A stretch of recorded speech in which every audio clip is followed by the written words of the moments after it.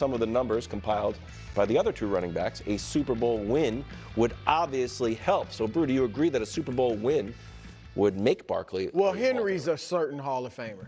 Correct. I think Henry's Barkley, not in the he's not in the debatable player discussion anymore. Barkley could be ahead of McCaffrey. I think it's close. And you guys know I love Saquon, and I hope he does become a Hall of Famer. But I do feel like he's got to do more. A lot more. Even if he wins this Super Bowl. The big closest comparison, Nick, and I'm sure you're thinking the same thing, is Terrell Davis. Because Terrell Davis only had 3 great years. And his prime or his greatness was cut short by injury, which can help you. You know, if you had Gale Sayers. Gale Sayers didn't even rush for 5,000 yards in his career. But it was injuries cut it all short. So, and he was a 5-time first-team All-Pro. But anyway, here's the comparison between Terrell Davis and Saquon Barkley. These are the accolades for Terrell Davis. That's 2 Super Bowl wins, MVP in the Super Bowl, league MVP, 3 times All-Pro. And I think 2-time Offensive Player of the Year, Brew. Okay. And so that is in addition, so those 3 years were phenomenal. Also, those 3 years, each season he ran over 1,500 yards. Yes. Saquon has only had 1 season rushing for higher than 1,500 yards, and it's this one. And so I think that's a challenge for Saquon. What I will throw out is this, though, Nick. Could this be, if he wins the Super Bowl and runs for like 140 yards or whatever. MVP. Wins the Super Bowl. Yeah. MVP or not, but let's say, either or. Could this be the best season ever by a running back? Yes, absolutely. Now, here's, again, we brought up Terrell Davis, who I don't think anybody has like as a top 5 running back of all time. But here's the graphic of the most yards. Saquon only needs 30. He's gonna beat that. He'll have the most rushing yards ever. Yeah. But the Terrell Davis in '98 ran for 2,008 yards, was Super Bowl MVP, averaged 157 yards a game in the playoffs, and that won the Super Bowl. That, I don't know if Saquon can top that unless he goes for like 170. No, I think it's exactly what you said. I think it would have to be over 150 yards, wins the Super Bowl, wins Super Bowl MVP. Because so sometimes I see a topic. And beating the Chiefs, who were going for a 3-peat would help him. Sometimes I see a topic, and I'm like, well, I could do all the stat prep, or I vaguely know most of it, and I am so certain Brew and I are going to come to the exact same conclusion. I'm going to let him and his office take care of all of it. And we landed in literally the exact same place. People will be like Gale Sayers. Gale Sayers only had 5 great years. He was first-team All-Pro all 5 years. It's a different story. Terrell Davis only had 3 great years. It was 3rd in MVP voting, 1st in MVP voting, 3rd in MVP voting, Offensive Player of the Year, MVP, Offensive Player of the Year, back-to-back Super Bowl champion. And the playoffs before that last one that you're mentioning, he scored 8 touchdowns in the playoffs and had 500 rushing yards in the playoffs. So that is, right now, Saquon, we have to be careful not to be too prisoner of the moment-y in this regard. Right now, Saquon is far closer to Todd Gurley's career than he is a Hall of Famer. Who was sneaky good? No, not sneaky good. Sneaky great. Sneaky great. He was great and led a team to the Super Bowl. They obviously didn't win the Super Bowl. I understand that. But then, didn't have the longevity of it. You said led. He did. He was the leader offensively. Correct. And so, like Saquon, to me, is the leader offensively. So the 2,000 yards doesn't get you in. Because Jamal Lewis, who has 10,000 career yards and a 2,000-yard season, not in. Chris Johnson, who has almost 10,000 career yards and a 2,000-yard season, did not get in. Like, he is right now, he being Saquon, is 65th in rushing yards in NFL history and 48th in touchdowns. Okay.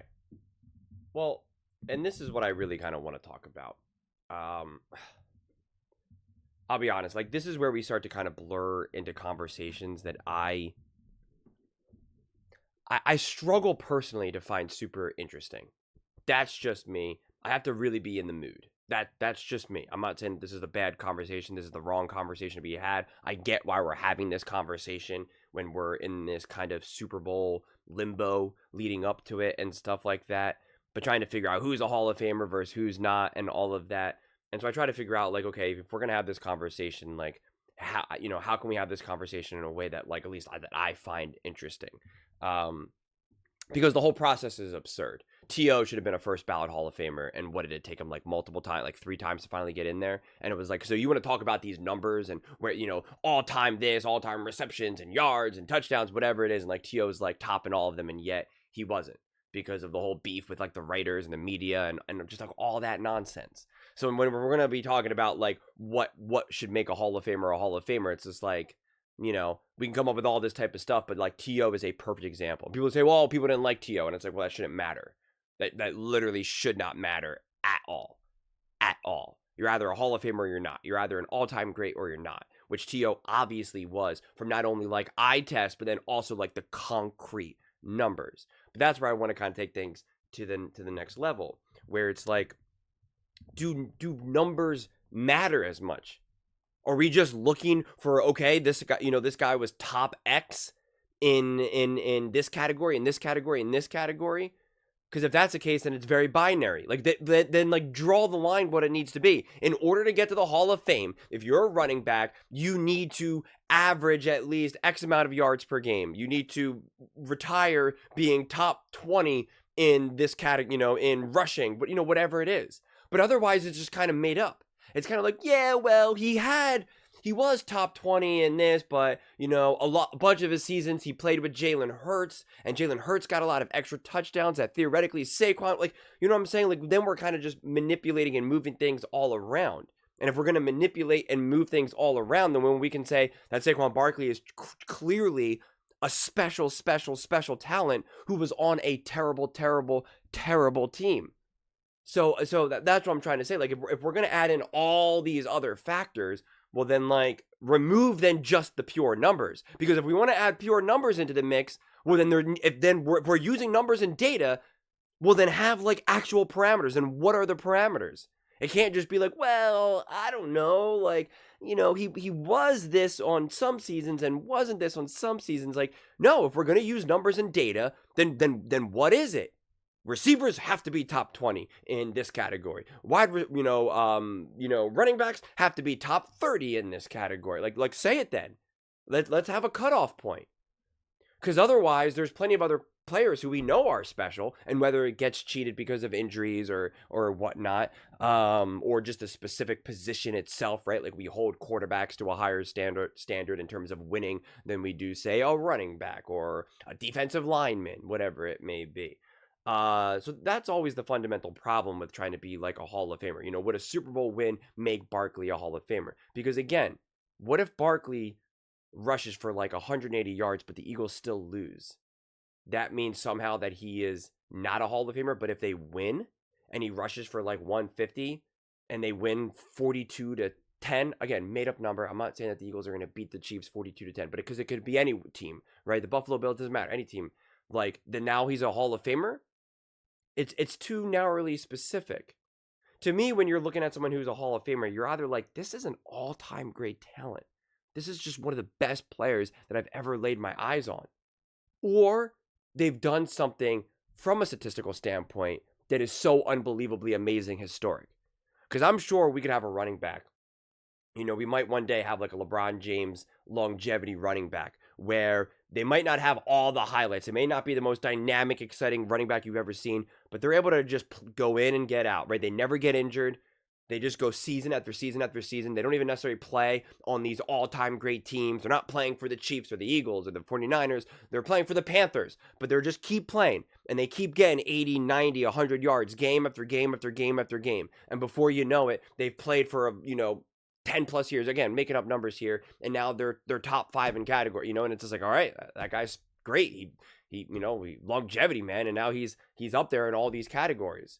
Is that more of a Hall of Famer than someone who we clearly watch like a Saquon Barkley and just say, this guy's just different? What this guy's doing is wild? Because again, when we also now talk about accolades or records. And I kind of got in this conversation when Nick was doing his, best quarterbacks of the 21st century. It's like, we talk about how like all pro or MVPs or Super Bowl rings are achievements, but then, or are considered accolades, but then it's not an accolade to, have one of the best, what was it, top 8 rushing yards for any running back, or he's now technically second, including playoffs, and just 30 yards away from being number 1. Like, that's not considered an accolade. And people say, well, no, it's not. That's a record or something. And it's like, but so reaching a Super Bowl is an accolade?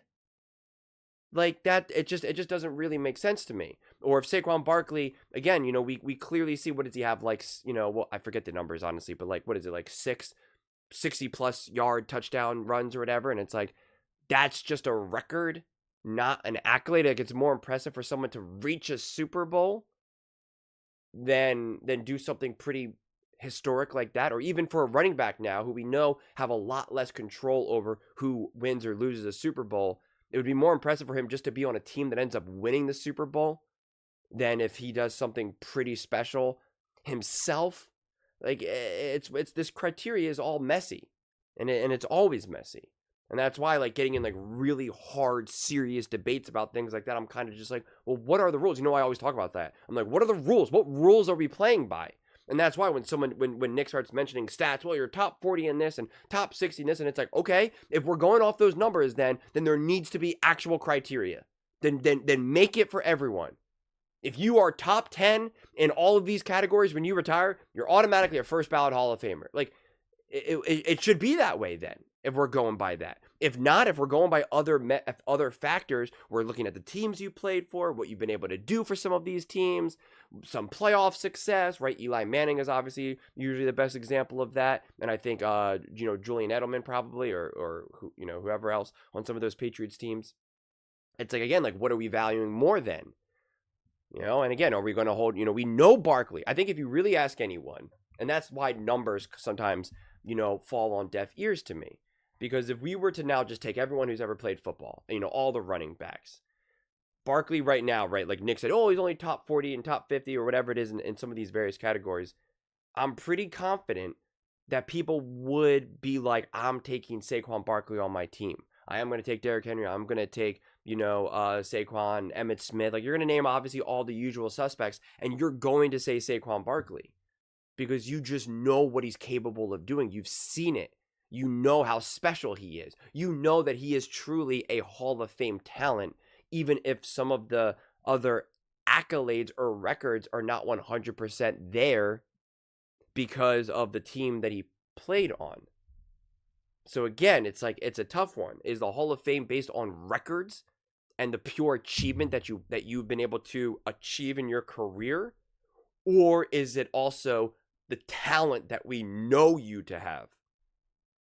And the Hall of Fame doesn't even know that. Because again, if it was just achievement and what you did on paper, then it would be very binary. Terrell Owens, first ballot Hall of Famer. Boom, done. And it's not like that. So that's kind of, a little bit more of an interesting discussion to me, rather than just being like, would a Super Bowl win make Barkley a Hall of Famer? Just my viewpoint, though. But those are just my thoughts, as I'd absolutely love to hear yours. What do you guys all think about Saquon Barkley? Do you think a Super Bowl win would make him a Hall of Famer? Let me know in the comments below. I read every single comment. So whether you agree with me or disagree with me, either way, let's get in some discussions. Let's get in some fights. But ultimately, let's just have some fun. And please do consider subscribing, as we're building an amazing community here, and I'd absolutely love to see you part of it. I want to build something that we all genuinely feel connected to, something that we're really excited to be part of. I think we're all on our way to doing it. And please don't forget to give this video a thumbs up, as it really does help with the visibility and the algorithm. Thank you so much. See you next time.